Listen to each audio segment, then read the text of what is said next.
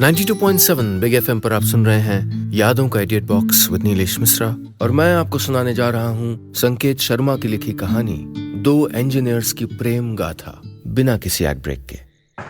चातक, अरे चातक जल्दी उठ यार। रात के करीब 2 बजे चातक के दरवाजे को कोई जोर जोर से पीटता हुआ बोला। चातक जागा हुआ था। वो तो पिछली 3-4 रातों से जागा ही हुआ था, क्योंकि वो जानता था कि आज नहीं तो कल ये रात आने ही वाली है। फिर भी इन सब से अनजान दिखने के लिए चातक ने आंखें मलते हुए दरवाजा खोला। उसका शक सही निकला। दरवाजे पे पुनीत था। चातक यार जल्दी चल, पुनीत हड़बड़ाते हुए बोला। क्या हुआ यार पुनीत, कहाँ जाना है इतनी रात को? अनजान बनने का ड्रामा करता हुआ चातक बोला। तेरे को जैसे मालूम ही नहीं ना कि कहाँ जाना है। जल्दी पजामा पहन, बादशाह ने बुलाया। बादशाह, इसी इंसान से चातक मिलना नहीं चाहता था, क्योंकि पिछले 3 दिन से वो सभी के मुंह से बादशाह बादशाह सुन रहा था और अब उसके अंदर बादशाह का एक डर बैठ गया था। लेकिन जब भगवान ने आपकी किस्मत में कुछ लिख दिया हो तो कम से कम भगवान तो उसको मिटाते नहीं, और भगवान के अलावा किसी और की उसको मिटाने की हिम्मत नहीं होती। इसलिए चातक ने झट से पैजामा पहना, दरवाजे को कुंडी लगाई और पहुंच गया ग्राउंड में। ग्राउंड में पहले से भीड़ थी। चातक भी एक कोने में जाके पुनीत के साथ खड़ा हो गया। भीड़ की आपस में फुसफुसाने की आवाज हल्के हल्के शोर में बदल चुकी थी। हमारा नाम है सुधीर, एक गुर्राती आवाज ने हल्के हल्के शोर को दबा दिया। और सुधीर नाम से हमको पूरी दुनिया में एक ही शख्स बुलाता है। जानते हो कौन है वो शख्स? सुधीर ने भीड़ में चातक के साथ खड़े पुनीत से पूछा। पुनीत घबरा गया। उसको 12वीं का गणित भी इतना मुश्किल नहीं लगा था जितना है सवाल कि सुधीर को सुधीर के नाम से बुलाने वाला वो एक महानुभाव कौन है। घबराहट में उसके मुंह से काफी देर तक कुछ नहीं निकला और फिर वो घबराते हुए बोला, अमेरिका का राष्ट्रपति। जवाब सुन के सुधीर हंस पड़ा और बोला, गलत जवाब। अमेरिका का राष्ट्रपति भी हमको उसी नाम से बुलाता है जिस नाम से आप सब बुलाते हैं और आगे भी बुलाते आएंगे। ये कहता कहता सुधीर सामने खड़ी एक मेज पर चढ़ गया। हमें सुधीर बुलाते हैं सिर्फ हमारे पूज्य पिताजी, बाकी पूरी दुनिया के लिए हम बादशाह हैं, बादशाह। तो मेरे प्यारे जूनियर्स, याद शहर इंजीनियरिंग कॉलेज में आप सबका हार्दिक स्वागत है। ना हमारी किसी ने रैगिंग ली, ना हम किसी की रैगिंग करते हैं। वैसे भी हम रैगिंग के सख्त खिलाफ हैं। यह सुनते ही चातक ने चैन की सांस ली। बादशाह ने अपना ज्ञान बांटते हुए आगे कहा, हॉस्टल में हम सब प्यार से दोस्तों की तरह रहेंगे, लेकिन एक सीनियर होने के नाते मैं आपसे एक चीज की उम्मीद रखता हूं और वो है इज्जत। हॉस्टल ग्राउंड में खड़े सभी फ्रेशर्स बादशाह की बात महाभारत वाले अर्जुन की तरह ध्यान से सुन रहे थे और कोने में खड़ा चातक समझ गया था कि इंजीनियरिंग कॉलेज का फर्स्ट ईयर बिजली के तार से कम नहीं है। पूरे साल झटके लगेंगे। आप सुन रहे हैं यादों का edit box with Nilesh Mishra, सिर्फ 92.7 बिग एफएम पे। धीरे धीरे पढ़ाई शुरू हो गई थी। चातक अपना पूरा मन लगा के पढ़ रहा था, क्योंकि उसको ट्रेनिंग करके इंजीनियर बनना था। चातक जिस गांव से आया था उस गांव से एक रेलवे लाइन गुजरती थी जिसपे कभी कभार ट्रेन भी गुजरती थी। उस आती जाती ट्रेन का इंजन चातक को बहुत उत्साहित करता। वो सोचता, कितना शक्तिशाली है ये इंजन जो पूरी ट्रेन को घसीट लेता है। बस तभी चातक ने सोचा था कि वो भी एक दिन ऐसा ही इंजन बनाएगा। चातक के किसान पिता ने बेटे का सपना पूरा करने में कोई कसर नहीं छोड़ी और चातक को याद शहर के मशहूर इंजीनियरिंग कॉलेज में मैकेनिकल इंजीनियरिंग में दाखिला दिलवाया। वैसे तो उसके लिए इंजीनियरिंग कॉलेज का माहौल नया था, लेकिन फिर भी उसके गांव से निकले दूसरे इंजीनियर्स ने उसको कॉलेज के जीवन के बारे में थोड़ा बहुत ज्ञान दे दिया था। उस ज्ञान का सदुपयोग करना भी चातक ने शुरू कर दिया था। क्योंकि मैकेनिकल डिपार्टमेंट में एक भी लड़की नहीं थी, इसलिए चातक ने कंप्यूटर साइंस डिपार्टमेंट की लड़कियों को देखना शुरू कर दिया था। जैसे कोई लेक्चर खत्म होता, वो और उसका मित्र पुनीत तुरंत एक विचलित प्राणी की तरह कंप्यूटर साइंस डिपार्टमेंट के बाहर विचरण करने लग जाते। कई दिनों की मेहनत के बाद चातक ने अपने हिसाब से लड़कियों के नाम रख दिए थे। कई दिन इसलिए लग गए क्योंकि कंप्यूटर साइंस डिपार्टमेंट की हर लड़की को चश्मा लगा हुआ था, तो आधे समय तो उनको पहचानने में लग गया और जब पहचान हुई तब नाम रखे गए। पर उन सब लड़कियों में से एक लड़की थी जिसका अभी तक कोई नामकरण नहीं हुआ था। चातक को ये लड़की थोड़ा थोड़ा भाने लगी थी। वो और लड़कियों से कुछ अलग थी। उसका चश्मा कंप्यूटर साइंस की दूसरी लड़कियों से कम मोटा था, इसलिए चातक को लगा कि हो न हो ये लड़की पढ़ाई के अलावा दूसरी बातों पर भी ध्यान देती है। वैसे तो इंजीनियरिंग के पहले साल में सभी डिपार्टमेंट्स की पढ़ाई एक समान ही होती है, परंतु अभी तक ऐसा मौका नहीं आया था कि वो और चातक एक ही कक्षा में बैठे हों। बात को आगे बढ़ाने के लिए उसका नाम जानना जरूरी था। नाम पता लगाने की तरकीब सोचता सोचता चातक कॉरिडोर में टहल रहा था कि उसकी नजर नोटिस बोर्ड पे पड़ गई। अगले शनिवार फ्रेशर्स पार्टी थी। फ्रेशर्स पार्टी में तो जरूर आएगी, और वो भी साड़ी में, चातक ने मन ही मन सोचा। दूसरी तरफ फ्रेशर्स पार्टी की एक शर्त थी कि हर फ्रेशर को कुछ न कुछ परफॉर्म करना है। चातक ने फैसला किया कि वो एक लोकगीत गाएगा जो वो बचपन से गांव के बड़े बुजुर्गों से सुनता आया है। हालांकि शनिवार आने में अभी कुछ दिन बचे थे और तब तक चातक ने उस लड़की का नाम पता करने की पूरी कोशिश की, पर लगता है कि ऊपर वाले ने उनका औपचारिक मिलन फ्रेशर्स पार्टी में ही लिखा था। आखिरकार फ्रेशर्स पार्टी की शाम आ गई। चातक के लोकगीत पे जम के तालियां बजी, तारीफों के पुल बनने लग गए, लेकिन अभी भी तारीफ के पुल में उस लड़की की एक ईंट लगनी बाकी थी। चातक की निगाहें उस लड़की को ढूंढ ही रही थी कि पीछे से एक मधुर आवाज आई, बहुत अच्छा गाया आपने। चातक पलटा। आसमानी साड़ी, गुलाबी नेल पेंट और चातक के ज्ञान से परे किसी रंग की लिपस्टिक लगाकर एक लड़की चातक के सामने खड़ी थी। पर ये वो लड़की तो नहीं थी जिसको चातक ढूंढ रहा था, लेकिन ध्यान से देखने से चातक को लगा कि इस लड़की को भी उसने कंप्यूटर साइंस डिपार्टमेंट के बाहर देखा है। चातक ने सोचा, जिस तरह अगर भगवान को किसी और से पर्सनली मिलना हो तो वो पहले अपना दूत भेजते हैं और बाद में खुद आते हैं, ठीक वैसे ही उस लड़की के आने से पहले जरूर ये उसकी दूत बनकर आई है। तो बस अब इस चातक भक्त को दूत के सहारे अपने भगवान तक पहुंचना था। आप सुन रहे हैं यादों का edit box with Nilesh Mishra, सिर्फ 92.7 बिग एफएम पे।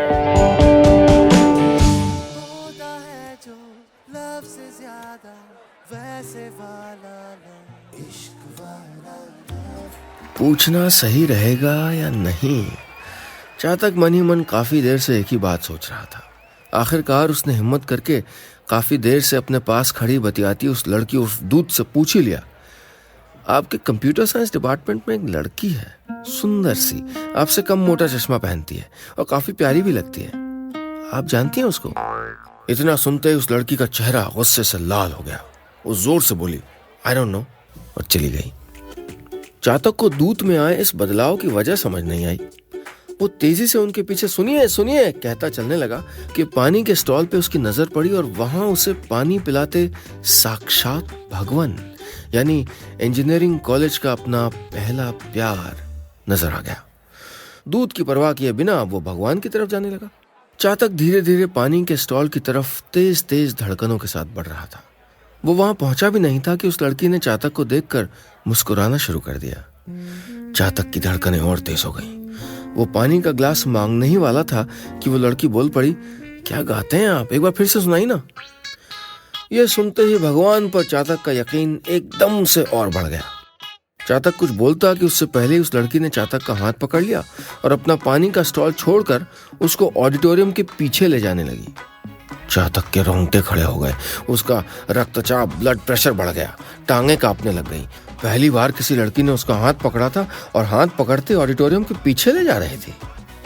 I am Chanchal, I am from computer science, बदकिस्मती से अब तक हाथ छोड़ चुकी उस लड़की ने चातक को कहा। चातक की जबान जैसे गायब हो गई थी, फिर भी कहीं से ढूंढ के जबान निकाली और बोला, मैं चातक। चंचल बोली, आई नो, मैंने स्टेज पे सुना था आपका नाम, आप वाकई बहुत अच्छा गाते हैं। आप कौन से डिपार्टमेंट से हो? मैकेनिकल, चातक तुरंत बोला। फिर दोनों आहिस्ता आहिस्ता ऑडिटोरियम से चलते चलते गर्ल्स हॉस्टल के पास आ गए। पूरे रास्ते व्यर्थ की बातें हो रही, जैसे तुम कहाँ से हो, इंजीनियरिंग के बाद क्या करोगे, कॉलेज कैसा लगा, वगैरह वगैरह। हर लड़के की तरह प्यार में अधीर चातक चाहता था कि अब कुछ मतलब की बात हो। इतने में अचानक चंचल बोल पड़ी, are you on Facebook? College आते ही सबसे पहले चातक ने अपना फेसबुक अकाउंट बनाया था, इसलिए तुरंत बोल पड़ा, चातक क्यूट के नाम से सर्च करना, एक नदी की फोटो लगी होगी, वही मेरा अकाउंट है। चातक को बाय बाय बोलकर चंचल तो अपने हॉस्टल चली गई, लेकिन चातक के दिमाग की बत्ती गुल हो गई थी। वो रात भर अपने कमरे में नहीं गया। रात भर कॉलेज कैंपस में अकेला घूमता रहा और पता नहीं कब चंचल के हॉस्टल के बाहर सो गया। सुबह झाड़ू की आवाज से उसकी नींद खुली। थोड़ी सी नींद में चातक को ढेरों रोमांटिक सपने आ गए थे। सारे सपने तो उसको याद नहीं थे, पर एक दो सपने याद थे जिनमें वो और चंचल एक साथ थे। दिन शुरू हुआ और चातक फिर से कंप्यूटर साइंस डिपार्टमेंट के बाहर बैठकर चंचल का इंतजार करने लगा। चातक वक्त बर्बाद करने में यकीन नहीं रखता था। उसका मानना था कि अगर चंचल को उससे प्यार है तो वो आज ही हाँ कर देगी, और अगर नहीं है तो 4 साल तक हाँ नहीं होगी। बस आत्मविश्वास की इसी ओवरडोज के साथ चातक खड़ा हुआ। चातक को देख चुकी चंचल उसके पास आ रही थी। चलते चलते वो पास पहुंच चुकी थी।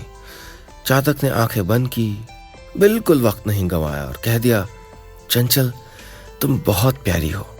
मैकेनिकल डिपार्टमेंट की कसम, मैं तुमको अपने असाइनमेंट से भी ज्यादा प्यार करूंगा। आप सुन रहे हैं यादों का edit box with Nilesh Mishra, सिर्फ 92.7 बिग एफएम पे। किसी महान इंसान ने कहा है कि इंसान के व्यवहार को समझना बहुत मुश्किल है और महिलाओं के व्यवहार को समझना थोड़ा और मुश्किल है। चातक ने जो एक शाम पहले मिली चंचल को अगले दिन उसके डिपार्टमेंट के बाहर सरेआम आई लव यू कह दिया था, उसके बदले में चंचल को एक जोरदार चाटा मारना चाहिए था, लेकिन ऐसा नहीं हुआ। चंचल तो मुस्कुराई और प्यार से उसके गाल पे चिकोटी मार के डिपार्टमेंट में घुस गई। हॉस्टल पहुंचकर जब चातक ने सारी घटना पुनीत को सुनाई तो पुनीत एक अनुभवी प्रेमी की तरह बोला, चिकोटी विकोटी कुछ नहीं होता, ये तो उसके आई लव यू टू बोलने का स्टाइल था। और वैसे भी कंप्यूटर साइंस वाली लड़कियां मरती हैं मैकेनिकल वाले लड़कों पे। अब क्या करना चाहिए मुझे? चातक ने पूछा। क्या करना चाहिए? बॉयफ्रेंड बन गया तू, शान से घूम गर्लफ्रेंड के साथ, डेट पे जा, रात भर बातें कर और फेसबुक पे अपडेट कर दे, I am in a relationship. चातक ने वैसा ही किया जैसा जैसा पुनीत ने कहा। चातक और चंचल ने मिलना शुरू कर दिया। मिलना शुरू हुआ तो घूमना फिरना शुरू हुआ। घूमना फिरना शुरू हुआ तो प्यार और भी पुख्ता हो गया। चातक और चंचल एक दूसरे को पसंद करने लग गए। दोनों ने एक दूसरे को वास्तविक दुनिया में भी और इंटरनेट की दुनिया में भी प्रेमी प्रेमिका मान लिया। आँखों ही आँखों में कर बातें। दोनों ज्यादा से ज्यादा वक्त इकट्ठे बिताते, एक साथ खाना खाते, कैंटीन एक साथ जाते, क्लासेस एक साथ बंक करते।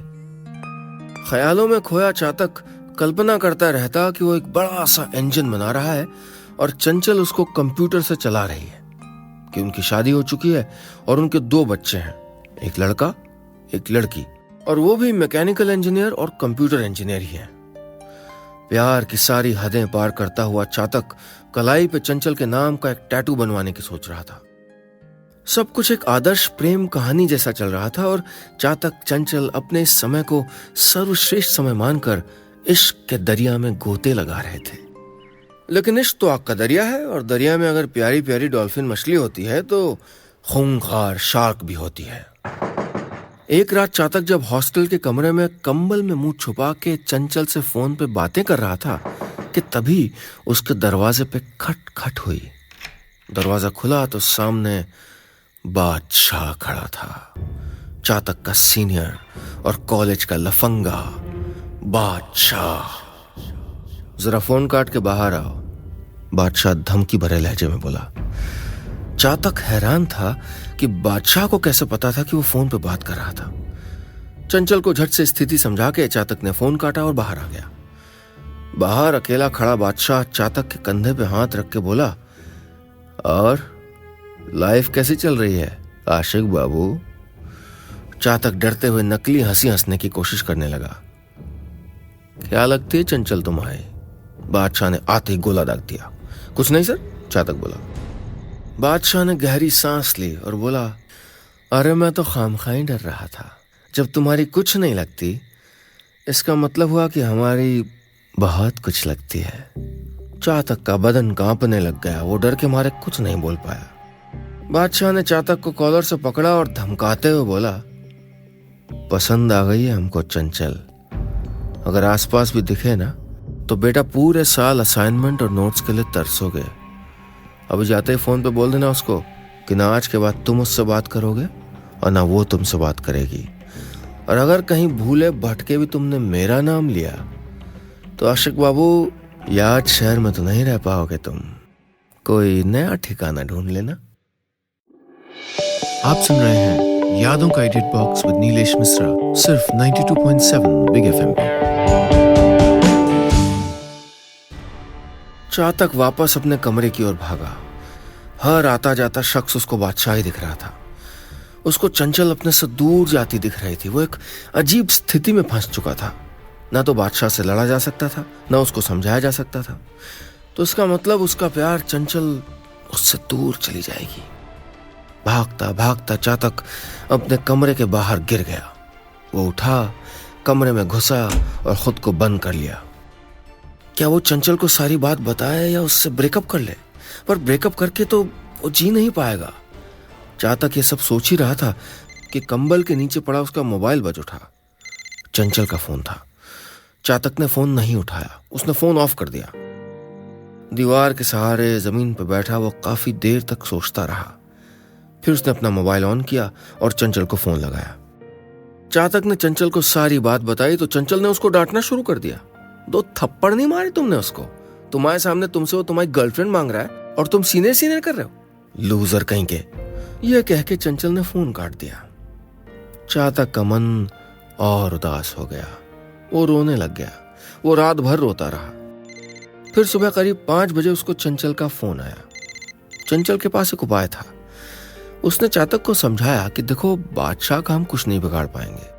अगर मैंने उसको मना कर दिया या डांट टपट के भगा दिया तो वो इसके लिए तुमको जिम्मेदार ठहरा के तुमसे झगड़ा कर सकता है।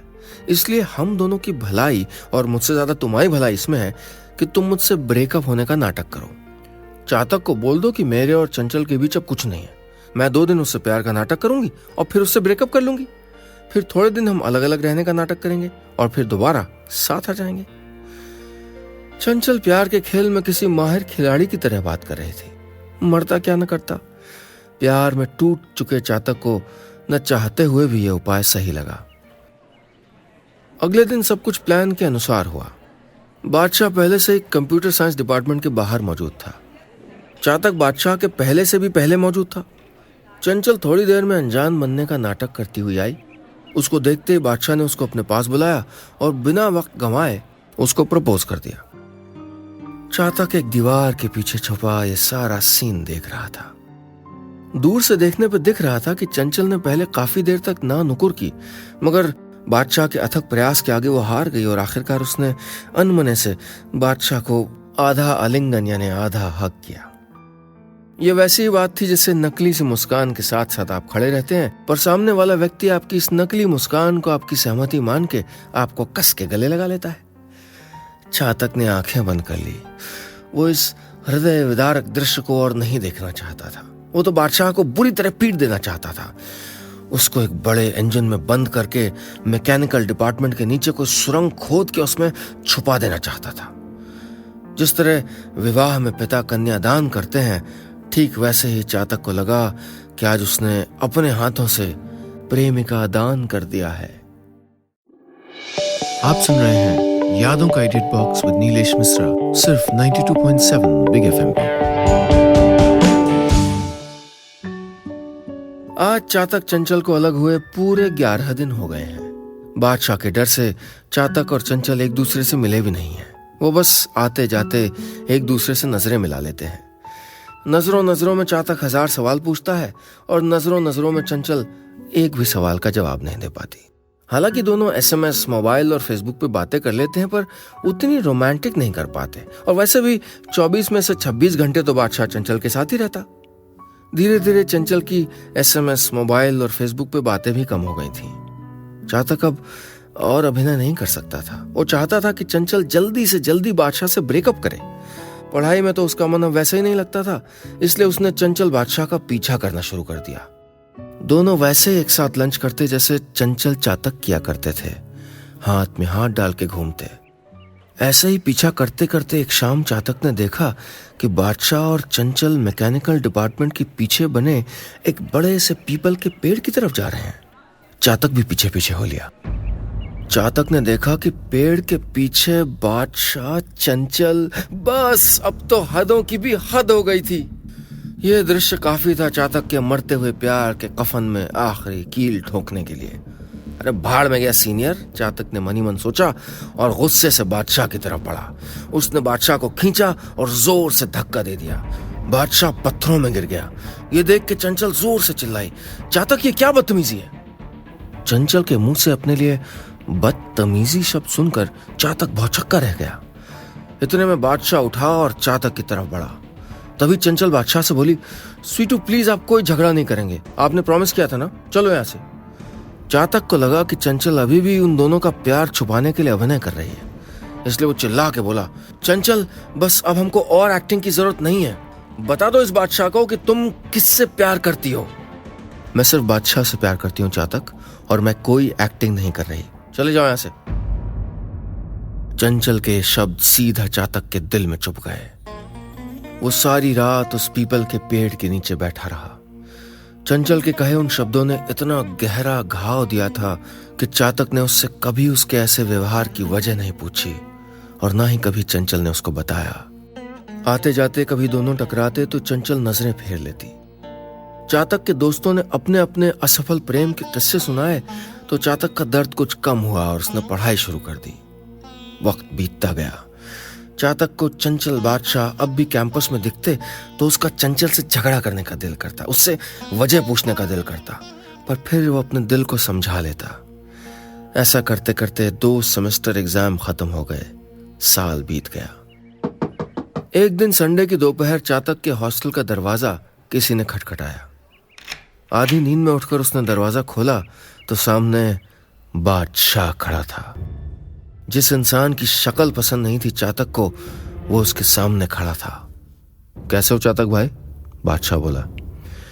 अपने लिए बादशाह की यह टोन सुनकर चातक हैरान हो गया।